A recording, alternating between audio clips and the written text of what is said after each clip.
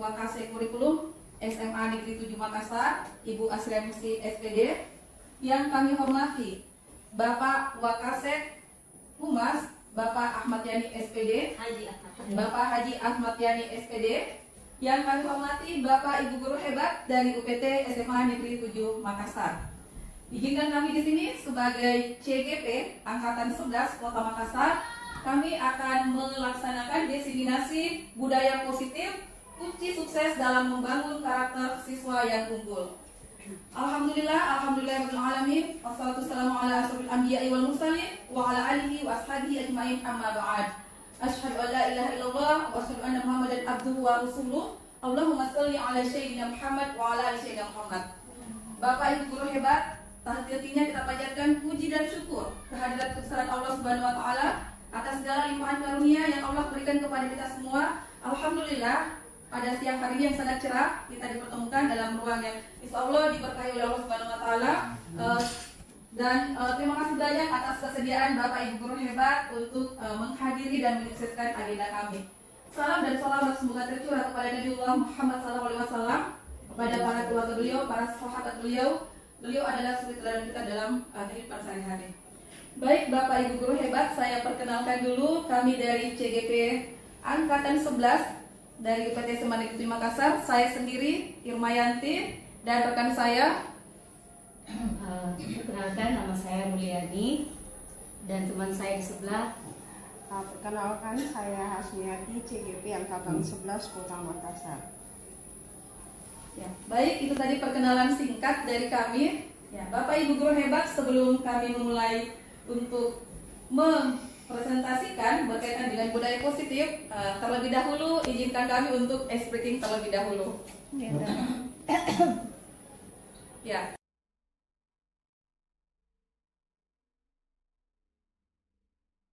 Di sini ada gambar. Ya, sudah dilihat gambarnya seperti apa? Bapak Ibu guru hebat silakan untuk menghitung ada berapa hewan yang tersembunyi dalam gambar ini. Selanjutnya saya pindah ke Ibu Sakina. Ada 10 tadi yang dilihat ya Bu Sakina ya, bisa bantu disebutkan. Ada 10 ya, silahkan ya Bu Sakina. Gajah tentunya, ular, nyamuk, kura-kura, ikan kecil, ikan paus, kemudian saya lihat di situ ada cacing. Iya, kita tepuk tangan ya untuk Ibu Magdalena dan Ibu Sakina. Terima kasih banyak atas jawabannya. Jadi Bapak Ibu, jumlah hewan yang tersembunyi di sini sebanyak 13. Ya, luar biasa ya, kita mendekati. Bisa diperlihatkan? Ya, ada buaya, ada ular. Ada ular. Ya, jadi ada tikus, ada kucing, anjing, kemudian ada kuda. Ini gambar udang Bapak Ibu. Ini udang, kemudian ini buaya, ini lumba-lumba, ikan, kura-kura, ini ular, ini ada kepala burung di sini. Jadi jumlahnya ada 13 ya, Mas Allah yang sudah mendekati. Bapak Ibu guru hebat, dari gambar ini kemudian ini menuntut kita sebagai seorang guru untuk lebih fokus untuk memandang berbagai persoalan.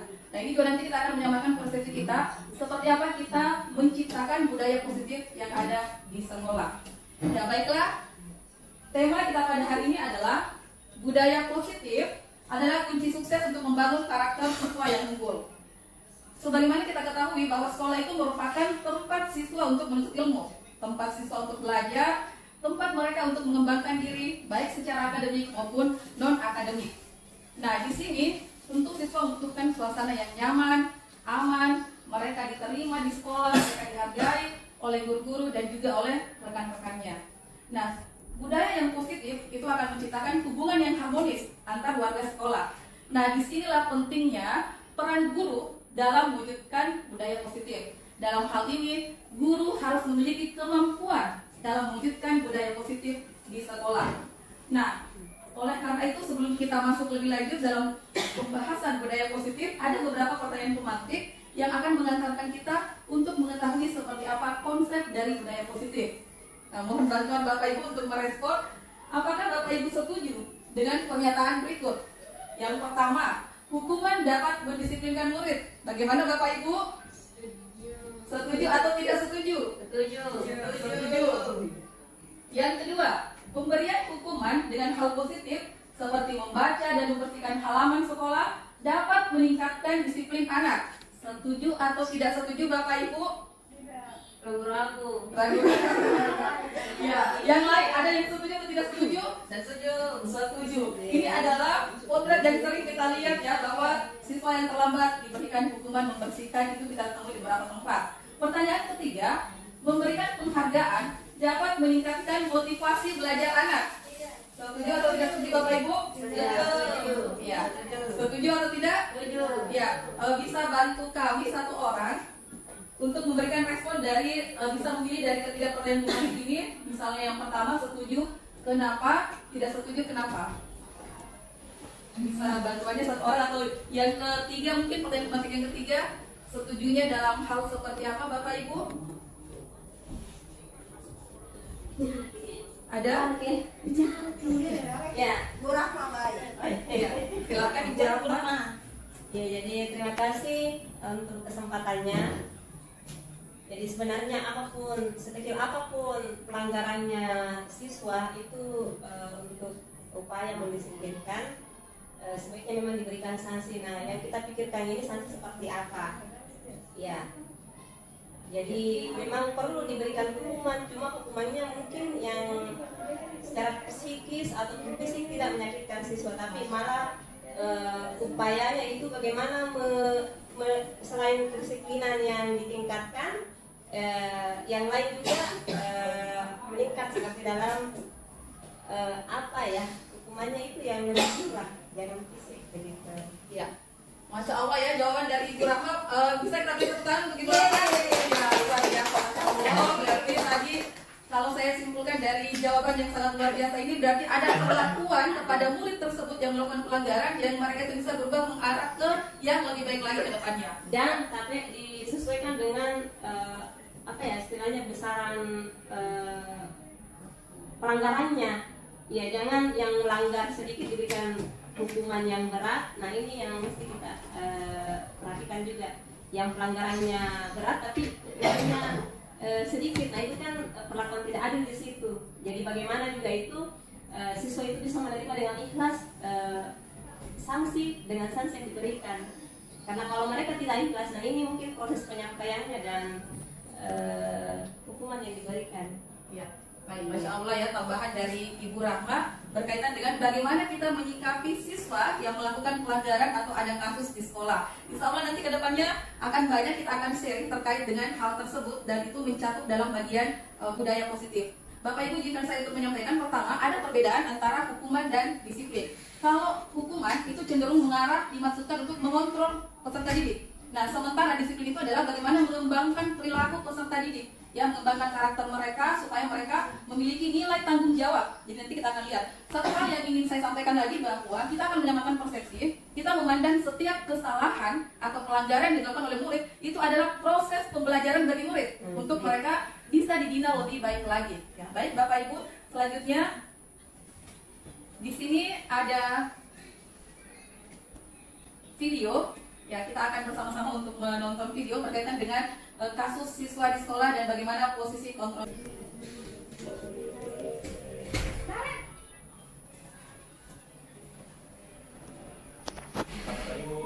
Naren, kamu kenapa terlambat lagi, nak? Ya Tuhan, Naren, kamu senang ya bikin ibu susah ya? Kalau kamu terlambat lagi, nanti ibu yang ditegur bapak kepala sekolah, nak. Disangka ibu tidak bisa membina kamu.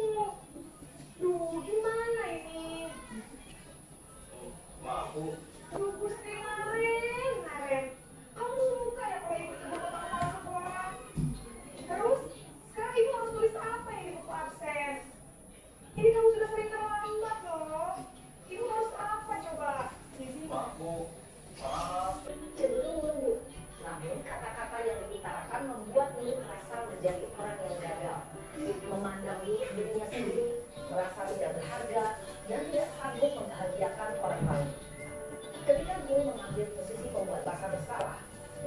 akan menganggap dirinya yang bersalah dan ia akan menyimpan emosi negatif tersebut di dalam dirinya. Hebat, saya lanjutkan. Ada lagi di sini kita akan mempelajari sebenarnya bagaimana kita untuk menciptakan disiplin positif. Jadi hal mendasar yang harus juga itu adalah berkaitan dengan paradigma. Apakah disiplin positif itu memang menjadi sebuah kepatuhan semata atau ada proses yang kemudian itu bisa kita lakukan untuk menuju kepada penerapan disiplin positif. Jadi di sini ada kegiatan kepalan tangan, bisa kita membayangkan bersama, ada A dan B, bisa Bapak atau Ibu Guru dan juga teman Bapak dan Ibu Guru. Kita bisa membayangkan sobat kelas secari kertas kecil, tuliskan benda atau sesuatu yang sangat berharga untuk Bapak Ibu. Nah, kemudian letakkan di salah satu tangan Anda, tangan Bapak Ibu, dan genggam benda atau sesuatu tersebut dengan segala daya, sekuat-kuatnya. Buatlah sebuah kepalan Bapak Ibu. Nah, teman Anda, teman Bapak Ibu yang dia tadi akan mencoba dengan sekuat tenaga juga. Tadi kita mempertahankan sekuat tenaga, teman kita berusaha untuk membuka sekuat tenaga sesuatu yang berharga yang sudah kita genggam dengan berbagai cara untuk meminta Bapak Ibu memberikan benda tersebut. Nah, teman kita bisa membujuk, mengancam, menghardik, merayu, menyuap, memberikan sogok atau apa saja agar dapat membuka kepalan tangan tersebut. Nah, dari yang bisa kita bayangkan, kira-kira apa yang terjadi, apa yang akan kita lakukan? Yang baik yang kemudian posisi A atau posisi B. Ya, bisa minta tolong Ibu Hikmah dulu dengan Ibu Hasna. Bisa coba Ibu Hikmah menggenggam tangannya. Ya, coba ya, coba Ibu Hikmah bisa dengan Ibu Tuli. Ya, bisa bisa minta tolong Ibu Hikmah ke depan sini. Ayo, ya, gantian ya. Silakan Ibu Hikmah. Ibu Tuli sebagai A. Berarti menggenggam sesuatu yang berharga bagi Ibu Tuli. Kita sebagai posisi B, bagaimana perlakuannya terhadap Ibu Tuli ini untuk mencoba membuka kepala tangannya? Silakan Ibu. Dua tangan saya. Bukan saya. Ibu Hikmah. Awas kok. Mau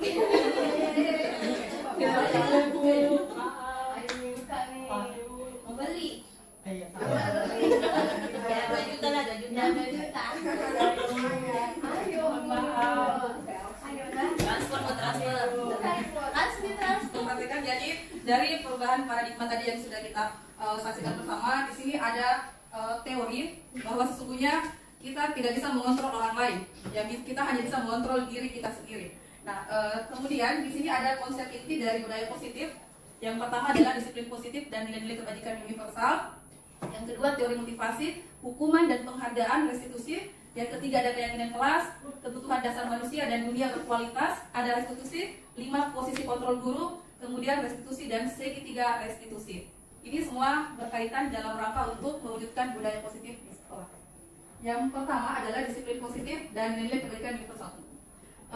Bapak Ibu Guru hebat, ada yang bisa membantu saya apa yang dimaksud dengan disiplin? Ya, patuh pada aturan, patuh pada kaidah-kaidah yang dibenarkan secara universal, yang diatur universal. Ya, terima kasih Bu. Ya, bagus sekali jawabannya. Patuh terhadap kaidah-kaidah atau aturan-aturan secara universal. Ada lagi dan menurut teori bahwa ada transformasi perubahan di dunia pendidikan. Nah, tadi itu kalau disiplin itu adalah memaksa ya, atau misalnya kepatuhan yang harus mau tidak mau murid itu harus patuh, maka transformasinya sekarang itu adalah bagaimana kemudian memberikan keteladanan ya kepada murid, bahwa murid itu meyakini sesuatu itu mengandung nilai-nilai kebaikan dan dia meyakini itu menjadi sebuah kebenaran, maka mereka akan mengambilnya dan menjadi sebuah kebiasaan bagi murid tersebut. Dan di sini ada ilusi guru mengontrol murid. Nah, sama yang saya bahasakan tadi, ilusi guru mengontrol murid, bahwasanya kita lah yang kemudian bisa mengontrol diri kita sendiri. Kalaupun murid itu melakukan sesuatu, itu karena dia membiarkan dirinya untuk dipaksa oleh guru. Jadi dalam hal ini nanti ada kaitannya dengan ada tujuan dari setiap tindakan yang kita lakukan. Apakah tindakan tersebut itu kita sukai atau tidak kita sukai, semua ada tujuannya. Yang kedua, ilusi bahwa semua penguatan positif efektif dan bermanfaat. Di sini disebut ilusi penguatan positif, biasanya dia berupa bujukan-bujukan. Tapi ini juga kadang tidak bertahan lama. Kalau pengaruh bujukan itu hilang atau tidak merasa terpanggil, maka itu juga tidak melakukan disiplin. Yang ketiga, ilusi bahwa kritik dan membuat orang merasa bersalah dapat menguatkan karakter. Bapak Ibu Guru hebat kalau di sini membuat orang merasa bersalah, ini mengarah kepada pembentukan identitas gagal kepada murid. Nah, mungkin di hadapan kita murid-murid itu akan manggut-manggut seperti itu, namun dalam benak mereka itu ada pemikiran-pemikiran bernalar negatif di pikiran mereka karena merasa bersalah tadi. Yang keempat, ilusi bahwa padahal paksaan itu tidak akan berlangsung dalam jangka waktu yang lama. Nah, di sini ada siapa sesungguhnya yang memiliki kontrol atas diri kita. Ada yang disebut dengan stimulus respon dan teori kontrol. Untuk stimulus respon, misalnya kita mencoba untuk mengubah orang agar berpandangan sama dengan kita. Kemudian perilaku buruk dilihat sebagai suatu kesalahan. Orang lain bisa mengontrol saya bisa mengontrol orang lain. Pemaksaan ada pada saat bujukan itu gagal. Jadi tadi kalau kita lihat bagaimana ya bujukannya gagal, bisa jadi mungkin dipaksa ketika menginginkan sesuatu. Kemudian model berpikir menang atau kalah. Nah, ini berbeda dengan teori kontrol. Dalam teori kontrol, kita berusaha untuk memahami pandangan orang lain tentang dunia. Semua perilaku memiliki tujuan. Hanya Anda yang bisa mengontrol diri Anda tidak bisa mengontrol orang lain. Kemudian di sini ada kolaborasi dan konsensus menciptakan pilihan-pilihan baru. Dan yang terakhir adalah model berpikirnya adalah menang-menang. Kemudian next.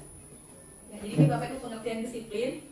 Disiplin positif itu fokus pengembangan disiplin diri dan motivasi internal bukan hukuman.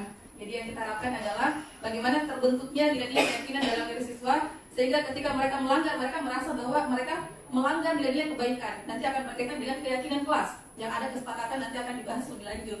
Jadi tujuan pendidikan, anak-anak bertanggung jawab dan termotivasi secara intrinsik bertindak sesuai dengan nilai-nilai kebaikan universal. Kita tidak menginginkan murid itu Bapak Ibu guru yang hebat, mereka hanya berbuat kebaikan atau disiplin ketika ada yang melihatnya. Tapi bagaimana itu bisa bertahan dimanapun mereka berada, itu yang disebut dengan motivasi intrinsik. Nah, Ki Hajar Dewantara menyatakan bahwa disiplin itu untuk mengendalikan diri sendiri. Jadi bukan mengendalikan orang lain atau dikendalikan oleh orang lain. Disiplin di sini tujuannya adalah membantu murid untuk mandiri, bukan hanya patuh pada eksternal. Ya, selanjutnya, ini ada nilai kebaikan universal adalah sifat-sifat positif yang bersifat universal, melintasi bahasa, suku, bangsa, agama, dan latar belakang. Nah, untuk yang pertama yang terkandung dalam nilai-nilai kebajikan, tujuan perilaku, tadi setiap orang itu memiliki tujuan dari setiap perilaku yang dilakukannya. Kemudian yang kedua dibutuhkan adanya motivasi intrinsik, motivasi dari dalam diri. Dengan mengaitkan nilai kebajikan, motivasi intrinsik, seseorang akan terbangun menggerakkan dirinya untuk mencapai tujuan yang mulia. Nah, di sini nilai kebajikan itu kalau dalam sekolah, dalam lingkungan pendidikan yang diarahkan itu adalah bagaimana pembentukan profil pelajar Pancasila. Bapak Ibu guru hebat, masih ingat apa profil pelajar Pancasila? Jadi nilai kebajikan yang telah diterapkan di SMA Negeri 7 Makassar sebagai upaya untuk mewujudkan budaya positif di sekolah ada budaya kebiasaan 5S, sholat berjamaah, duhur dan asar, kemudian ada Jumat berbagi, Jumat berkah, literasi Al-Quran, kemudian ada zikir pagi ya, zikir pagi pada hari Jumat, dan masih banyak lagi seperti pengajian-pengajian dan juga perayaan hari-hari besar keagamaan. Nah, di sini ada teori motivasi. Kalau kita melakukan sesuatu, Bapak Ibu, kita punya motivasi ya? Ya. Pasti kita punya motivasi. Kami pernah membaca seperti ini pengantarnya. Apakah Bapak Ibu ketika tidak ada yang melihat, apakah tetap disiplin untuk datang ke sekolah? Ketika tidak ada aturan atau ketika tidak ada misalnya kepala sekolah yang mengontrol, apakah kita tetap tepat waktu datang ke sekolah atau seperti apa? Disinilah pentingnya kita mengetahui teori motivasi, hukuman, penghargaan, dan restitusi. Apakah yang kita harapkan adalah betul-betul itu sebuah motivasi dari dalam diri kita atau ingin mengharapkan penghargaan atau yang lainnya? Bisa kita lihat ada 3 alasan ya atau motivasi perilaku manusia. Yang pertama adalah untuk menghindari ketidaknyamanan atau hukuman. Ya, jadi seperti itu. Siswa kenapa terlambat? Karena disuruh sama guruku. Dicatat kinamaku kalau saya tidak terlambat. Kenapa sholat? Karena diabsen sama wali kelasku. Nah, boleh jadi seperti itu. Yang kedua, untuk mendapatkan imbalan atau penghargaan dari orang lain. Anda kalau bisa menjawab soal, saya kasih bintang ya. Nanti kalau misalnya dia paling tinggi, ibu kasih hadiah. Nah, yang ketiga, untuk menjadi orang yang mereka inginkan dan menghargai diri sendiri dengan nilai-nilai yang mereka percaya. Bapak Ibu guru hebat, dari motivasi tadi, yang 2 itu adalah motivasi eksternal. Motivasi yang muncul dari luar diri kita. Yang ketiga itu adalah motivasi yang muncul dari kesadaran diri kita sendiri, yang disebut dengan motivasi internal. Disinilah tujuan disiplin positif. Dan kunci dari disiplin positif itu adalah keteladanan guru. Nah, itu karena menurut teorinya setiap tingkah laku guru itu ucapan mereka akan direkam dalam memori murid, ya. Jadi entah kita itu melakukan hal apa, itu akan terekam. Ya mudah-mudahan yang terekam adalah semua hal-hal yang positif. Pengertian hukuman adalah tindakan yang diambil oleh guru untuk memberikan sanksi kepada murid yang melanggar peraturan. Bisa dibilang sanksi. Nah, kalau konsekuensi adalah tindakan yang sudah direncanakan dan disepakati oleh guru dan murid sebelumnya. Jadi sudah disepakati. Selanjutnya Bu, restitusi. Nah, perbedaan hukuman dan konsekuensi. Kalau hukuman itu sesuatu yang menyakitkan dan itu harus terjadi. Kemudian kalau konsekuensi sesuatu harus terjadi, tidak menyakitkan. Kalau hukuman membuat anak sakit secara fisik maupun hatinya, luar biasa ya, sudah sakit fisik, hati juga sakit dan jangka waktu yang lama pula. Kalau konsekuensi membuat anak merasa tidak nyaman dan dalam jangka waktu yang pendek. Kalau hukuman, anak bisa membenci kedisiplinan, dia paksaan, kemudian mendorong anak untuk menyakiti diri sendiri. Kalau konsekuensi akan membentuk konsep diri yang baik, kemudian mendorong anak untuk menyesuaikan diri, dan anak akan menghargai disiplin. Ya, Bapak Ibu guru hebat, mari kita melihat kasus ini. Kira-kira ini termasuk hukuman atau konsekuensi? Bu Sakina bisa bantu saya membacakan, Bu Sakina? Iva kurang menguasai pelajaran matematika sehingga pada saat pelajaran tersebut berlangsung dia lebih banyak berdiam diri atau menggambar di buku pelajaran. Di mana guru matematika ini sebagai contoh cerita kasus Bapak Ibu, yang kira-kira Bapak Ibu apakah ini termasuk hukuman atau konsekuensi? Hukuman ya. Kenapa hukuman Bapak Ibu? Fisik dan perasaan. Iya, menjemput fisik dan membuat sakit hati lagi. Sudah malu, sudah gugup, dibuat malu ya. Baik Bapak Ibu, selanjutnya kalau penghargaan sendiri itu menurut Alimfon dalam ya, jadi ini ada kasus lagi kuis. Kira-kira kalau mencatat 100 kali di dalam buku kalimat itu adalah saya tidak akan terlambat lagi karena siswa ini terlambat ke sekolah. Ini merupakan konsekuensi atau hukuman? Konsekuensi atau hukuman? Hukuman, karena capek itu nulisnya. Ya, hukuman Bapak Ibu? Hukuman. Ya, hukuman. Yang kedua, lari mengelilingi lapangan basket 2 kali karena terlambat hadir di sekolah. Hukuman atau sanksi? Hukuman. Yang ketiga, membersihkan coretan yang dibuatnya di meja tulis. Konsekuensi atau hukuman? Konsekuensi. Konsekuensi. Baik, saya lanjutkan pemaparan dari teman saya tadi, Ibu Irma Yanti. Selanjutnya berkaitan dengan budaya positif. Selanjutnya itu adalah keyakinan kelas. Apakah Bapak Ibu hebat pernah mendengar apa itu keyakinan kelas? Pernah dengar kata sebelumnya keyakinan kelas? Pernah. Keyakinan kelas itu yang seperti apa, Bu Sakina? Iya.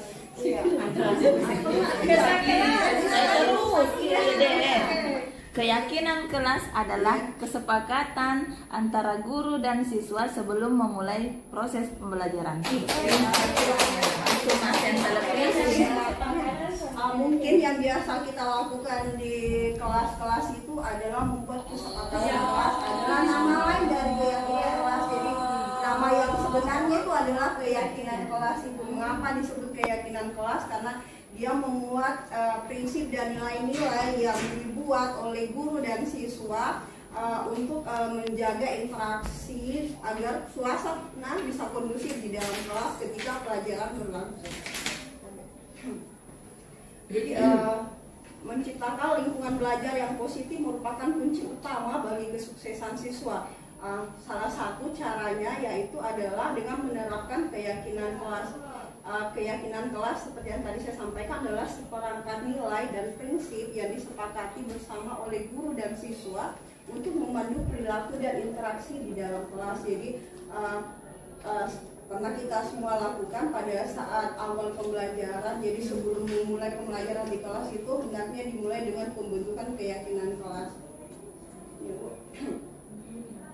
Jadi keyakinan kelas dapat dibuat dengan melibatkan siswa secara aktif dalam prosesnya. Hal ini dapat dilakukan melalui diskusi kelas. Jadi kita bisa diskusi dengan anak-anak kita di kelas, kemudian bisa juga melakukan dengan brainstorming dan voting juga. Jadi votingnya mungkin bisa menggunakan HP dan lain sebagainya. Biasanya di WA itu ada aplikasi untuk voting. Selanjutnya penting untuk diingat bahwa keyakinan kelas itu bukan hanya sekadar aturan. Keyakinan kelas haruslah pernyataan positif yang menginspirasi dan memotivasi siswa. Keyakinan kelas juga haruslah mudah diingat dan dipahami oleh semua siswa. Dengan menerapkan keyakinan kelas, kita dapat menciptakan lingkungan belajar yang positif dan kondusif bagi semua siswa.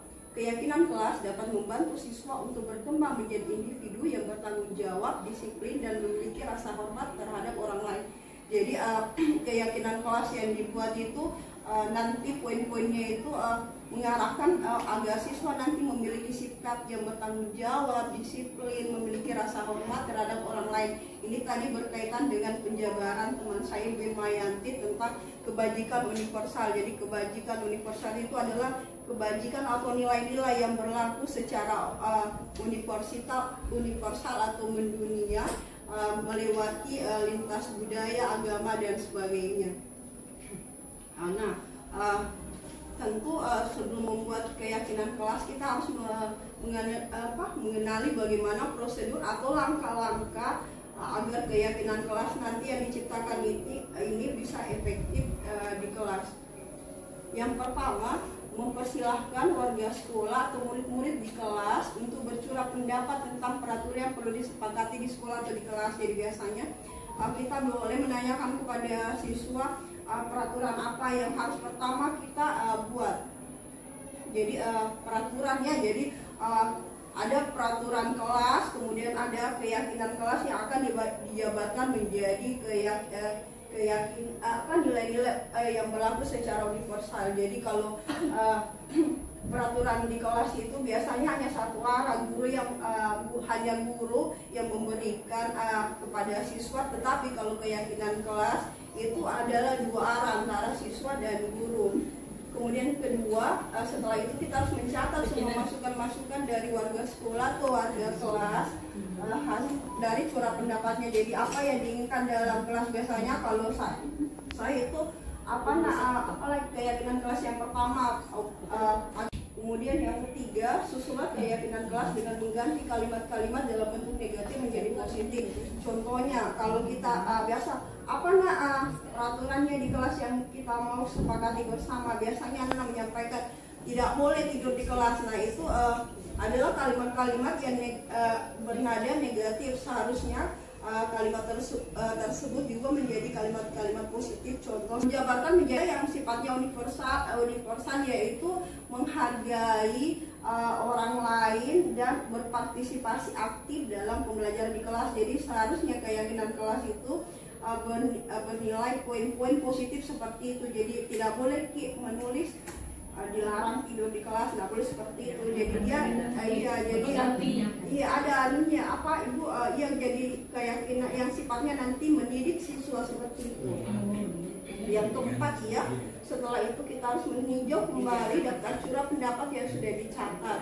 Kemudian dari guru-guru lihat seperti ini. Kemudian keyakinan itu bersama-sama dengan siswa. Setelah keyakinan kelas dibuat, kita harusnya bersama-sama siswa menyetujui dan menandatanganinya. Mengapa? Karena nanti ini akan dibuat untuk siswa. Jadi ketika semuanya berpartisipasi dengan aktif, pernah membuka tanda tangan, kita nanti bisa menagih keyakinan kelas mana yang mau dilanggar dan sebagainya. Yang terakhir, keyakinan kelas setelah dibuat itu hendaknya dilekatkan di dinding kelas supaya mudah terlihat oleh siswa. Nah, jadi contoh keyakinan kelas seperti ini. Jadi ada kelas rendah seperti keyakinan kelas 1 SD ini, keyakinan kelas 5, dan ada keyakinan kelas 7 untuk SMP. Jadi bisa Bapak Ibu hebat lihat. Jadi kalau ini setiap anggota kelas perlu belajar. Kalau keyakinan kelas 5 itu ini bahasanya disesuaikan, karena percuma juga bahasanya tingkat tinggi ketika anak-anak tidak mampu memahami dengan baik. Jadi disesuaikan dengan kondisi umur dan pengetahuan siswa. keyakinan kelas 7 tadi ini seperti yang kita sampaikan tadi bahwa ada nilai-nilai universal yang akan dicapai. Contohnya tadi ada rasa hormat, kemudian bekerja, diterima dan dimiliki seperti itu. Baik, selanjutnya Bu. Jadi, untuk materi selanjutnya berkaitan dengan budaya positif ini adalah kebutuhan dasar manusia dan dunia berkualitas. Muncul di pemikiran Bapak Ibu, mengapa siswa bisa berperilaku menyimpang di sekolah, susah dinasihati, kemudian selalu berbuat hal-hal yang mengelus dada kita. Ternyata mereka karena mereka ini tidak memenuhi kebutuhan dasar yang ada pada dirinya dan mencoba mencari-cari jalan bagaimana cara agar kebutuhan dasar tersebut terpenuhi dengan cara-cara yang tidak lazim.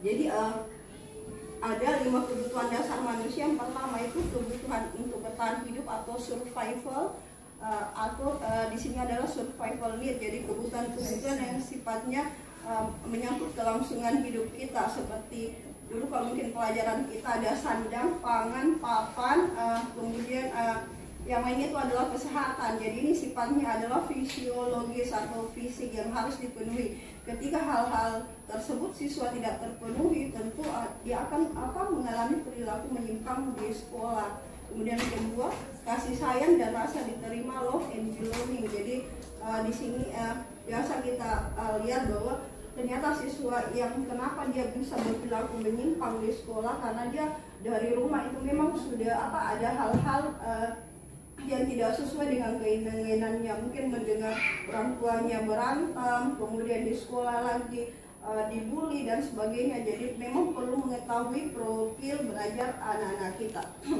Yang ketiga ada kebebasan atau freedom. Jadi ketika anak-anak kita terlalu dikekang, maka mereka akan menuntut kebebasan, melonjak dan sebagainya. Yang keempat adalah kesenangan atau fun. Ketika anak-anak kita tidak merasa nyaman atau senang berada di lingkungan sekolah, maka yakin dan percaya mereka akan berperilaku menyimpang. Kemudian yang kelima adalah penguasaan atau power. Di sini adalah bagaimana siswa ini memenuhi kebutuhannya. Di antaranya itu adalah rasa ingin diterima, kemudian menunjukkan bakat dan sebagainya. Jadi ketika 5 kebutuhan dasar manusia ini tidak terpenuhi, anak-anak kita akan berperilaku menyimpang di sekolah.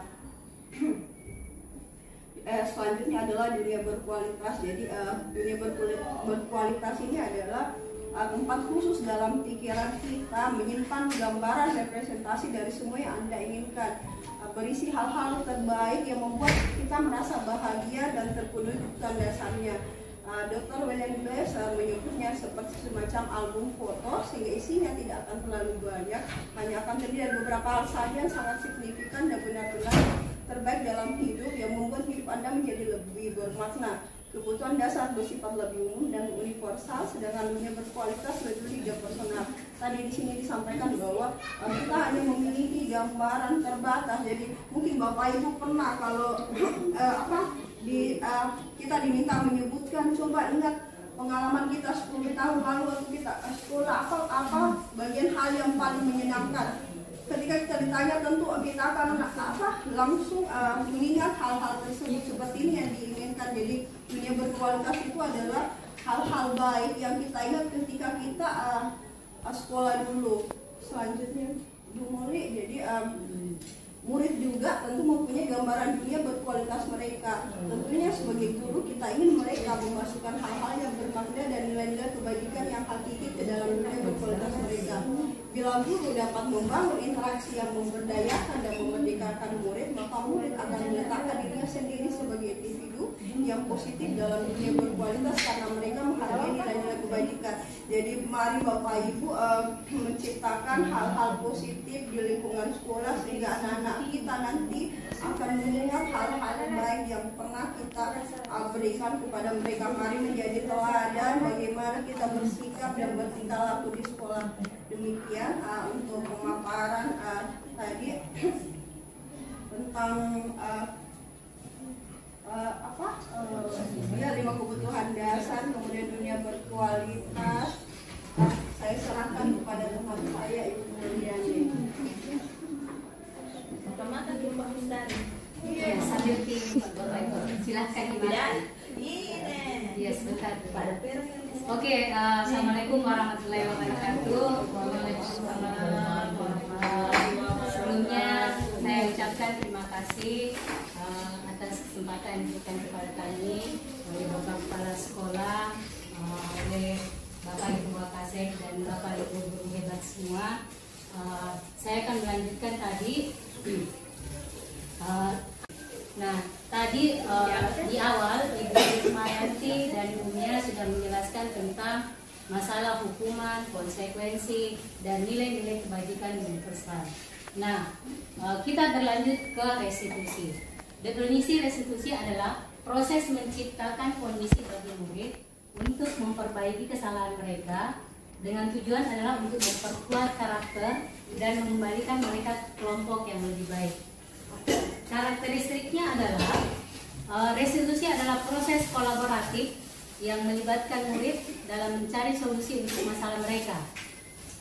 Jadi kalau tadi hukuman itu adalah bagaimana prosesnya siswa menyadari kesalahannya, tetapi lebih bersifat ke guru yang mengambil tindakan. Sedangkan konsekuensi adalah bagaimana siswa menyadari tindakannya sendiri. Sementara ini adalah restitusi adalah bagaimana siswa bisa mandiri dan bertanggung jawab supaya dia tahu di mana sumber kesalahannya. Nah, karakteristik restitusi adalah proses kolaboratif yang melibatkan murid dalam mencari solusi untuk masalah mereka. Proses ini membantu murid berpikir tentang apa yang mereka inginkan, seperti apa dan bagaimana mereka memperlakukan orang lain. Nah, ciri-ciri restitusi adalah jadi bukan untuk menebus kesalahan, namun untuk belajar dari kesalahan itu, bagaimana kita memperbaiki hubungan. Ini tawaran bukan paksaan. Restitusi menuntun untuk melihat ke dalam diri kembali ke siswa itu. Terus restitusi mencari kebutuhan dasar yang mendasari tindakannya apa. Terus restitusi diri adalah cara yang paling baik. Restitusi itu fokus pada karakter bukan tindakan. Restitusi fokus pada solusi. Dan restitusi tujuan utamanya adalah mengembalikan murid yang berbuat salah untuk kembali kepada kelompoknya. Nah, tadi Bapak Ibu di awal sudah menonton ada beberapa video yang melibatkan 5 posisi kontrol. Yang pertama itu tadi ada posisi penghukum, ada pembuat merasa bersalah, ada teman, ada pemantau, dan ada manajer. Tadi sudah dijelaskan dalam gambar juga. Jadi menurut Diana Gosen itu 5 posisi kontrol. Yang pertama tadi itu adalah penghukum. Bagaimana seorang guru itu kalau dia di posisi penghukum, biasanya melibatkan fisik dan dengan verbal juga. Terus kalau pembuat merasa bersalah, seorang guru biasanya tetap dia lemah lembut, tetapi gaya bahasanya itu mengacu kepada bagaimana siswa itu merasa tertekan, merasa berbuat dirinya salah. Terus kalau dia teman ini posisinya ada 2. Dia bisa positif, bisa juga negatif. Kenapa bisa positif? Artinya kalau dia positif, dia bisa menjalin hubungan komunikasi yang baik antara guru dengan siswa. Sementara negatifnya adalah ketika guru membantu siswanya terus-menerus, ketika dia berbuat salah, maka ketika dia sudah tidak dibantu, siswa akan menagih itu. Katanya ibu temanku, kenapa kami tidak dibantu? Nah, itu adalah sisi negatifnya.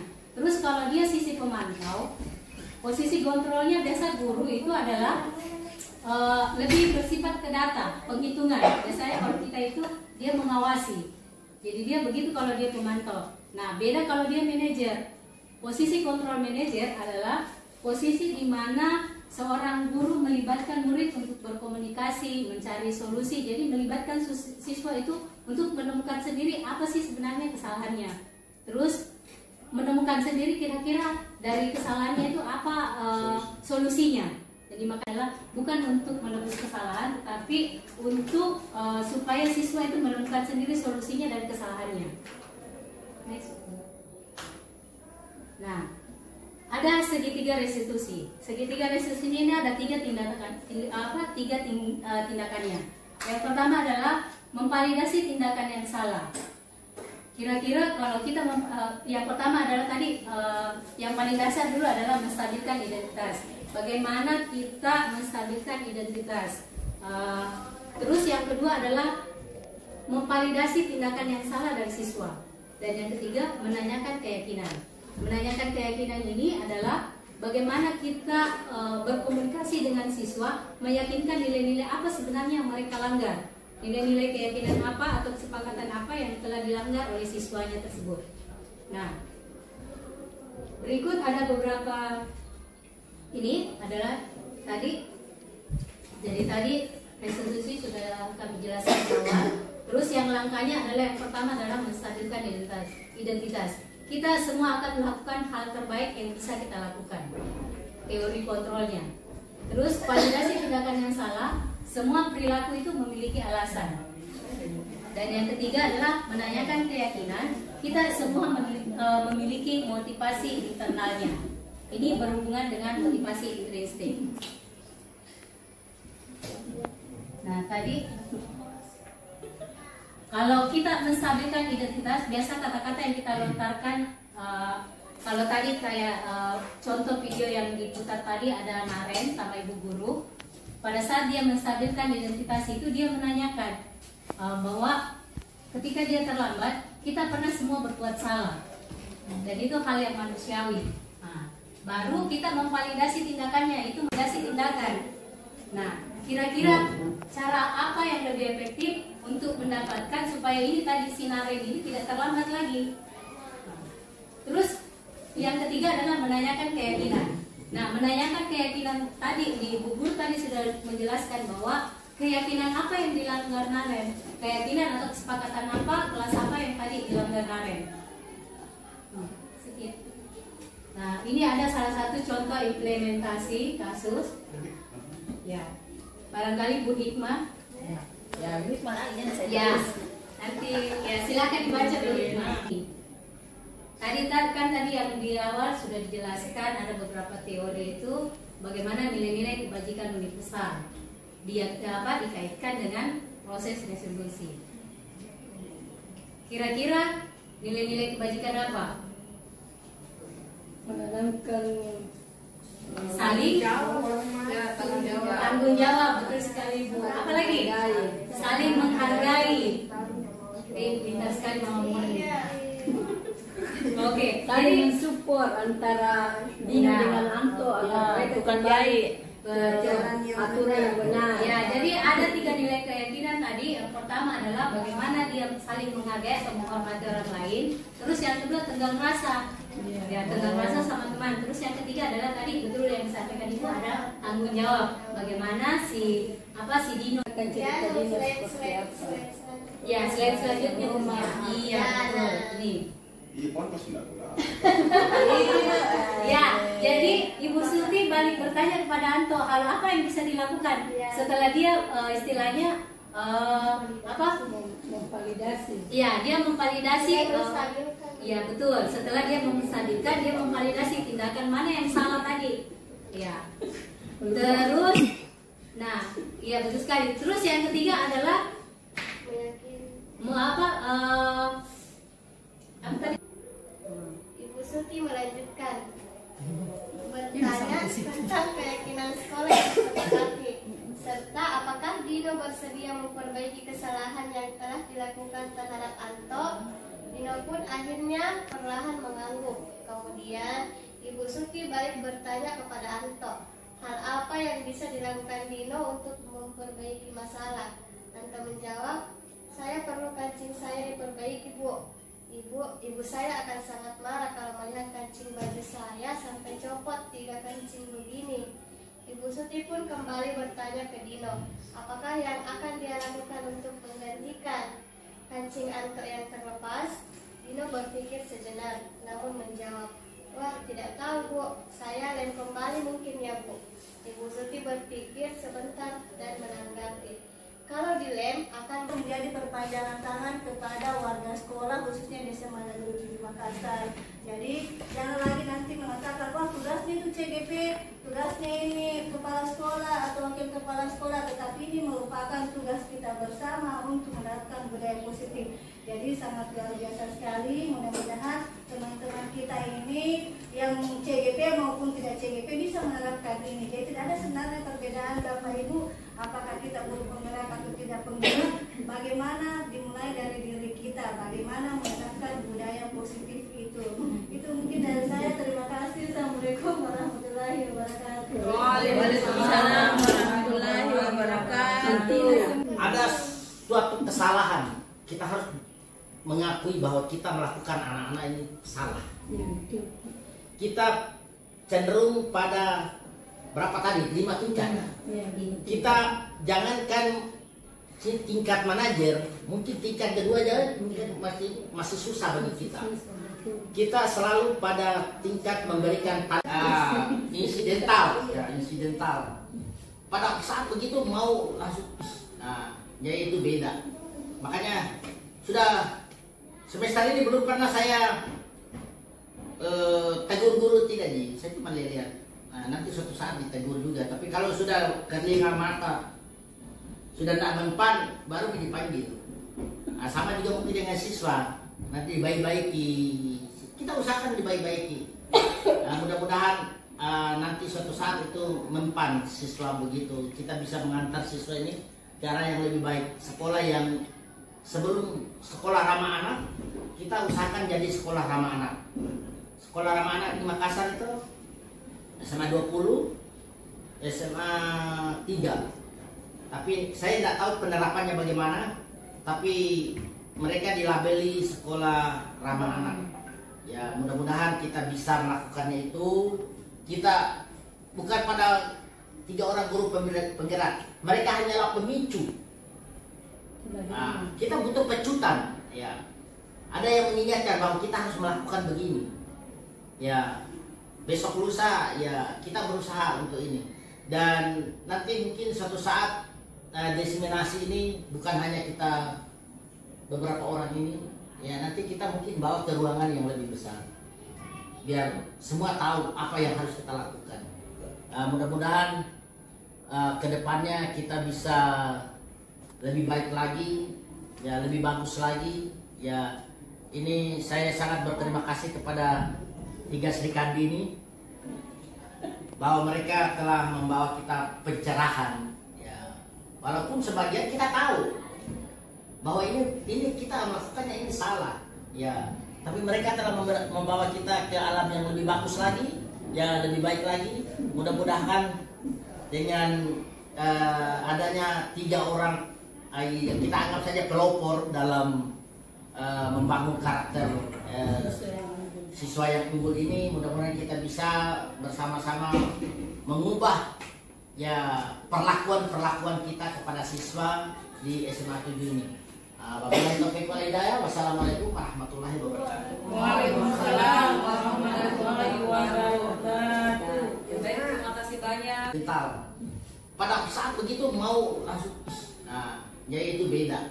Makanya sudah semester ini belum pernah saya tegur guru, tidak nih. Saya cuma lihat. Nanti suatu saat ditegur juga. Tapi kalau sudah kelingan mata, sudah tidak mempan, baru dipanggil. Sama juga mungkin dengan siswa.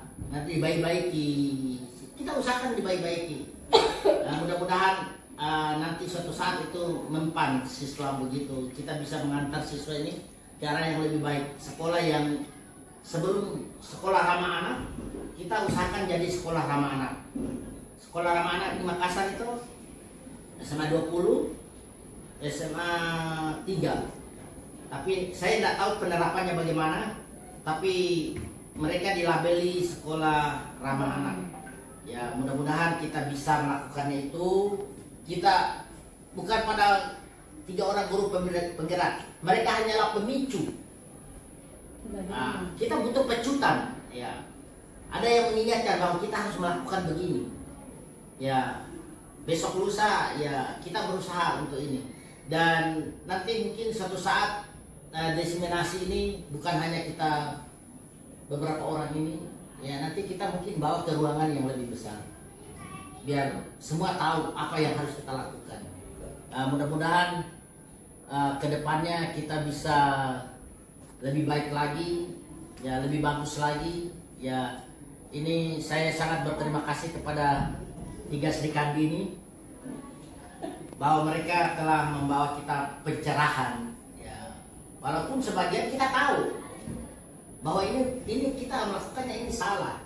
Ya, tapi mereka telah membawa kita ke alam yang lebih bagus lagi, yang lebih baik lagi. Mudah-mudahan dengan adanya 3 orang, kita anggap saja pelopor dalam membangun karakter siswa yang unggul ini, mudah-mudahan kita bisa bersama-sama mengubah ya perlakuan kita kepada siswa di SMA 7 ini. Wabillahi taufiq wal hidayah. Wassalamualaikum warahmatullahi wabarakatuh. Waalaikumsalam warahmatullahi wabarakatuh. Baik, terima kasih banyak Pak atas apresiasi, dukungannya dan respon yang sangat positif kepada kami semua. Baiklah ibu-ibu, bapak ibu guru hebat, dengan masukan dari bapak ibu guru hebat, terutama dukungan dari bapak kepala sekolah, kami akan cukupkan dulu untuk diseminasi kita pada hari ini. Dan kita sudah mendiskusikan bersama, sharing bersama terkait dengan pentingnya budaya positif, bagaimana konsep budaya positif, bagaimana tahapan untuk menerapkan, dan tentunya membutuhkan peran penting dari guru untuk memberikan keteladanan untuk mewujudkan budaya positif.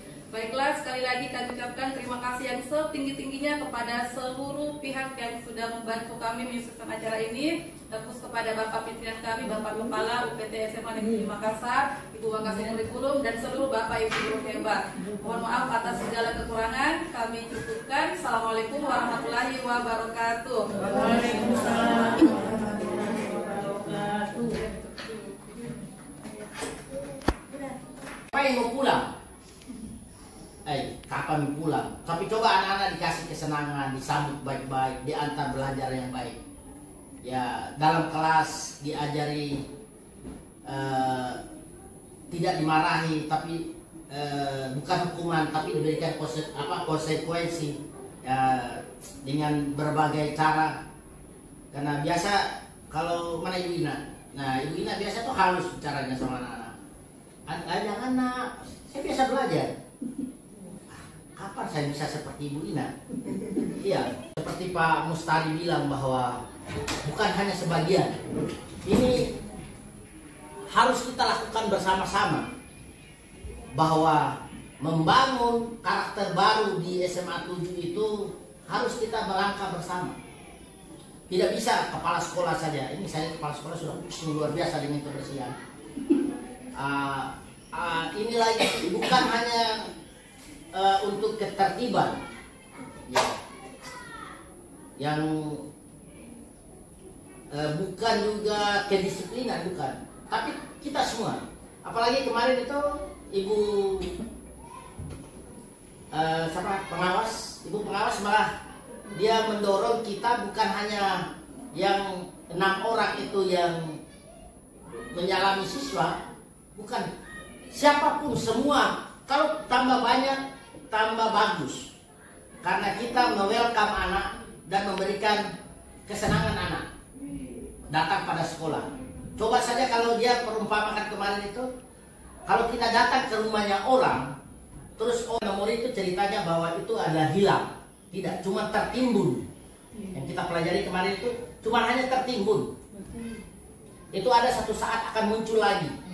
Ya, misalnya kemarin itu ada dosen itu ceritakan bahwa ketika bau parfum mantan pacar, ini sudah 15 tahun yang lalu, kayak bau itu, bukan bau kemenyan. Oh, bau mantan parfum, mantan pacarku itu, dia akan terrekol lagi. Nah, begitu halnya dengan siswa dan pemimpin dengan penguasa. Kita akan coba itu. Ini kayaknya kita belum terlambat untuk melakukan ini. Walaupun di beberapa tempat, mungkin juga di Makassar, ada stratifikasi bahwa anak di Makassar itu tidak bisa dikasih begitu. Anak yang di sini tidak bisa dikasih begitu. Mungkin kalau kita mencoba memberikan dengan pujian, kasih sayang, mungkin pertama mungkin dipatotoai atau apa. Tapi mungkin kita berjalan, kita berusaha menahan diri, kita melakukan yang adil, seadil-adilnya. Kita harus Paling tidak kalau kita menanya, kenapa kita terlambat nak? Tidak langsung terlambat kok. Bersihkan itu. Bersihkan got. Ya, bersihkan itu selokan, toilet atau apa.